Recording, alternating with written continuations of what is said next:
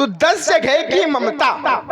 भगवान ने कहा कि जननी जनको बंधु सुत दारा तनो धन भवन सुहृद परिवारा।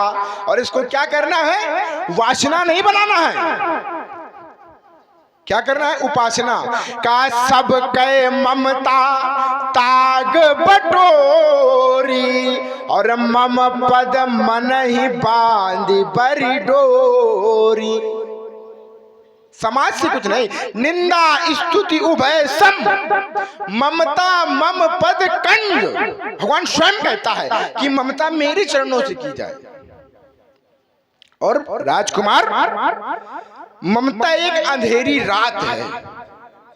का ममता तरुण तमी अंधियारी। वाह, आप तो बड़े ज्ञानी हैं। का ममता तरुण तमी अंधियारी, राग द्वेष उलूक सुखकारी। अगर ममता अंधेरी रात है तो हम क्या है? तही अवसर सुनी शिव धनु भंगा, आयहु भृगुकुल कमल पतंगा। मैं सूर्य हूँ। और सत्य सत्य आप बताइएगा कि जब सूर्य उदय हो जाता है तो क्या अंधेरी रात रहती है? बताइए बताइए भाई, नहीं रहती ना। समझा दे लड़का खपरी खाए उतनी देर से। तो राजकुमार, मैं सूर्य हूं और ममता का मेरे जीवन में कोई स्थान नहीं है। और तुमने एक श्लोक पढ़ा और बोला क्या कि जो मानवता से विहीन है, तो कहा मनुष्य रूपेण मृगास चरंती। नहीं, इसकी प्रथम पंक्ति क्या कहती है? का साहित्य संगीत कला विहीना वह ते मृत्युलोके भुवि भार भूता। वह इस पृथ्वी में भार के समान है। मानवता नहीं, जो साहित्य से, संगीत से और कला से विहीन है, वह इस पृथ्वी में भार के समान है। और तृणम न खादन न जीव माना तद भाग देयम परम पशूना। वह तिनका नहीं खाता है, परंतु बिना सींग और पूंछ का पशु है। अस्तु रे नृप बालक काल बसो, बोलत तो ही न संभारी। और कहा तेरी छोटी छोटी धनुया, धनु ही शम त्रिपुरारी धनु विदित सकल संसार। बढ़िया, सभी लोगों ने आपकी वार्ता को सुना, बड़े ध्यान से सुना। देखो, अब लग रहा है कि ये धनौरी की समाज है ना, और लगना भी चाहिए। अरे भाई, आपका ग्राम है और दूर दूर तक विख्यात है। यहाँ की कुछ ऐसी भी वस्तुएं हैं जो बहुत दूर दूर तक विख्यात है। वाह, पता तुम्हें क्या है? है ना, पता ना होगा तुम्हें। अगर एक खिला दिया जाए तो कहो 2 दिन। हाँ वाह भाई, हाँ, तो ऐसा थोड़ी है। अब कोई ना कोई विशेषता हर ग्राम में होती है। यहाँ की भी विशेषता है। आइए, बहुत अच्छे लोग बैठे हैं, बड़े ध्यान से सुन रहे हैं, इसके लिए आप लोगों को बहुत बहुत साधुवाद। चलिए, यद्यपि आपके जो उत्तर आए ये सारगर्भित है, और जब कोई अच्छा उत्तर आता है तो हृदय को प्रसन्नता होती है, और यही सत्संग है भाई। उत्तर अच्छा आना चाहिए, अब वो आया, इसके लिए आपको साधुवाद। आइए थोड़ा भी ध्यान देते हैं। अब पुनः आप लोग विचार करें। और सब लोगों ने परशुराम जी की बात में हुंकारी तो भरी है। अब देखो हुंकारी कितनी सही है। पहली बात महात्मा जी की आई। महात्मा जी ने कहा कि 2 के बीच में तीसरे को नहीं बोलना चाहिए। अब बढ़िया भाई, अगर ज्ञानी हो तो बोले, और मान लो ज्ञानी नहीं है तो बीच में बोलना भी उचित। हाँ, ये बात सही। अगर 2 लड़ रहे हो और तीसरा पहुंच जाए, या तो उनसे बड़ा पहलवान हो तो पहुंचे, और नहीं तो भोगना उसी को पड़ता है जो बीच में जाता है। है ना, ये लौकिक जगत का नियम है। लेकिन दो के बीच में तीसरे को नहीं बोलना चाहिए, ये नियम हर जगह नहीं लगेगा।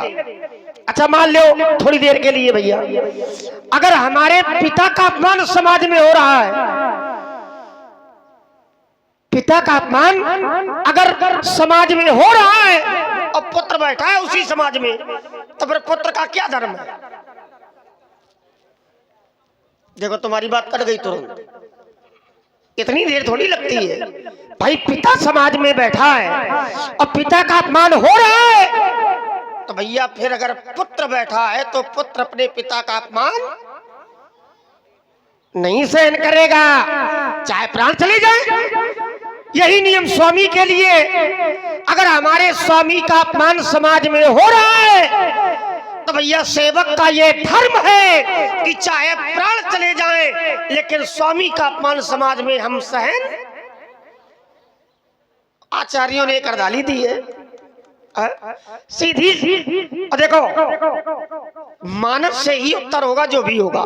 जैसे आचार्य कहते हैं सेवक समय नधीत ढिठाई, अगर स्वामी के लिए सेवक समाज में कोई ढिठाई भी करता है, अपराध भी करता है, तो उस अपराध का दोष सेवक को लगने वाला और धनुष तोड़ने वाला मेरा स्वामी है। और अगर मैं स्वामी के लिए बोल रहा हूं तो मैं अपने धर्म पर हूं, मैं अपने कर्म पर हूं।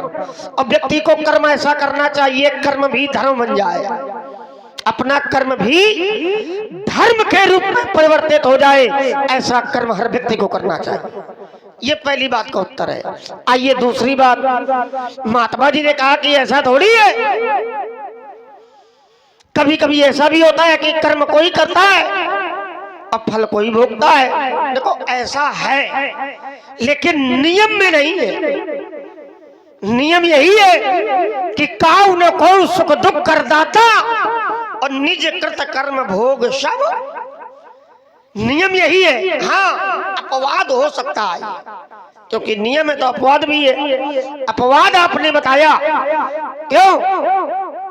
देखो रमण जी भी आ गए, आइए आप भी थोड़ी देर बैठिए, आनंद लीजिए। और आपके है ना विषय का ही जुड़ा हुआ विषय है। और करे अपराध को, ध्यान देना, और पाओ फल भोग। महात्मा जी ने कहा कि अपराध कोई करता है फल कोई भोगता है, ये अपवाद है, ये नियम नहीं है। जैसे भैया वर्ष में कितने महीने होते हैं, पहले ये जान लो कि अपवाद होता क्या है। लड़ाई अपवाद में नहीं की जाती है। सच्चा योद्धा वही होता है जो अखाड़े में रह करके लड़ाई करे। और अखाड़े के बाहर निकल जाओ भैया तो कैसी लड़ाई? वो लड़ाई थोड़ी है, वो अपवाद हो जाएगा। अगर लड़ाई करनी है तो बीच अखाड़े में करो। जैसे अपवाद क्या है? वर्ष में कितने महीने हैं? 12। वर्ष में 12 ही महीने हैं, ये नियम है, ये नियम है। वर्ष में जब पूछा जाएगा तो लोग 12 महीने ही, 13 महीने हर समय नहीं होते, कभी कभी आता है वो। लेकिन नियम ये कहता है कि वर्ष में 12 ही महीने होते हैं। हाँ कभी कभी 13 हो जाते हैं, ये अपवाद है। 13वां कौन सा महीना है?